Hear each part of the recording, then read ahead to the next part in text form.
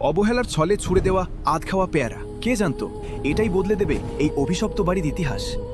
পচা ফলের বুক চিরে ধ্বংসস্তূপের মাঝে মাথা তুলল কচি এক সবুজ প্রাণ।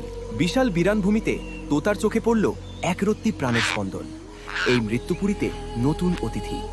শুরু হলো এক অসম লড়াই। ঠোঁটে নারকেলের মালায় একটুখানি জল আর অনেকখানি আশা। তৃষ্ণার্ত শিকড়ে পড়ল জীবনের ছোঁয়া। ফোঁটা ফোঁটা ভালোবাসায় সিক্ত হল রুক্ষ মাটি। দিন গড়ায়।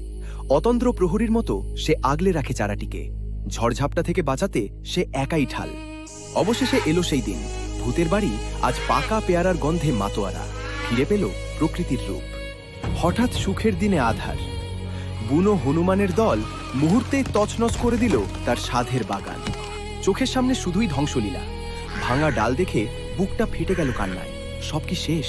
না, হার মানল না সে।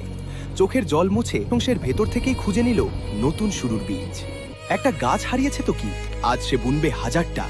পুরো আঙিনা জুড়ে ছড়িয়ে দিল নতুন স্বপ্ন। রোদ বৃষ্টি উপেক্ষা করে আবার শুরু হলো একা লড়াই। কোনো ক্লান্তিই তাকে দমাতে পারল না।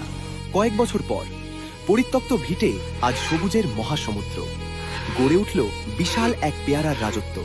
মরা বাড়িতে আজ প্রাণের মেলা। দূর দূরান্ত থেকে হাজারো পাখি এলো উৎসবে মাততে। আধ খাওয়া পেয়ারা আর অদম্য জেদ বদলে দিল পুরো জগৎ। এই তোতার ত্যাগের জন্য কি একটা লাইক আর ফলো হবে না? বন্ধুরা, প্লিজ পাশে থাকবেন।